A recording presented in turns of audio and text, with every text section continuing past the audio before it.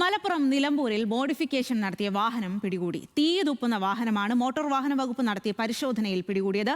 വണ്ടിയുടെ registration certificate റദ്ദാക്കും.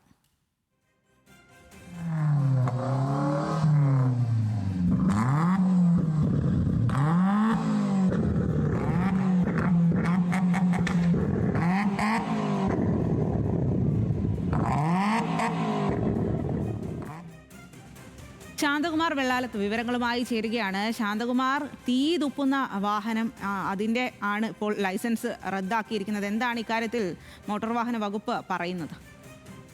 Okay okay okay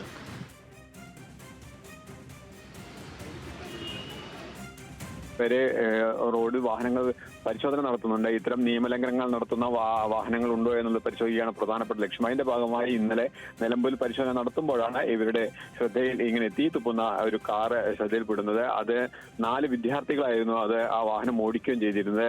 ആ കാറിൽ ഉണ്ടായിരുന്നതും അവർ തന്നെയായിരുന്നു. തുടർന്ന് ഈ വാഹനത്തിലെ തീ തുപ്പുന്ന സംവിധാനം എങ്ങനെയെന്ന് എല്ലാം മോട്ടോർ വാഹന വകുപ്പ് ഉദ്യോഗസ്ഥർ വിശദമായി പരിശോധിക്കേണ്ടായി. തീർത്തും നിയമം ലംഘിച്ചുകൊണ്ട് തന്നെയാണ് അത്തരത്തിൽ വാഹനം റോഡിലൂടെ ഓടിക്കുന്നത് എന്ന് തന്നെയാണ് മോട്ടോർ വാഹന വകുപ്പും കണ്ടെത്തിയിരിക്കുന്നത്. ഇതിന്റെ RC ഓണർ പ്രവാസിയാണ്. അദ്ദേഹം നിലമ്പൂർ സ്വദേശി തന്നെയാണ്. പക്ഷെ അദ്ദേഹം നാട്ടിലില്ല.